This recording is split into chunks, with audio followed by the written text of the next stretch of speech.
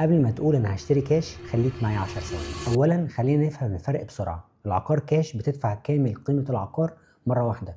العقار تقسيط بتدفع قيمه العقار على دفعات شهريه او سنويه. نقط القوه في الكاش، لو هتشتري كاش مفيش فوائد بنكيه، غالبا في تفاوض افضل على السعر وملكيه فوريه 100%، لكن بتحتاج سيوله عاليه، اقل مرونه نقديه، ونقط القوه قسط. اما بقى لو هتشتري بالقسط مريح بناء على دخلك، تقدر تشتري عقار اكبر فيه فوائد وبالتاكيد بتدفع زياده، ممكن فيه التزامات طويله المدى. امتى بقى تختار الكاش؟ لو عندك توفير كفايه وبلا ديون تقدر تختصر تكلفه الفايده، كاش غالبا الافضل. وامتى تختار تقسيط؟ لو دخلك ثابت ومش عايز تستهلك كل مدخراتك دفعه واحده، والتقسيط بمرونه كويسه، يبقى التقسيط خيار منطقي. لكن كمثال سريع، رسوم بيانيه سهله، سعر العقار مليون جنيه، كاش تدفع مليون جنيه، تقسيط تدفع 200,000 مقدم، واقساط بفوائد لحد من 5 ل 10 سنين. الخلاصه لازم تسال نفسك، هل مهم ليك توفر الفوائد ولا الامان المالي والسيوله؟ ربنا يوفقك. لو تحب اعمل لك مقارنه تفصيليه بالارقام قول لي في التعليقات.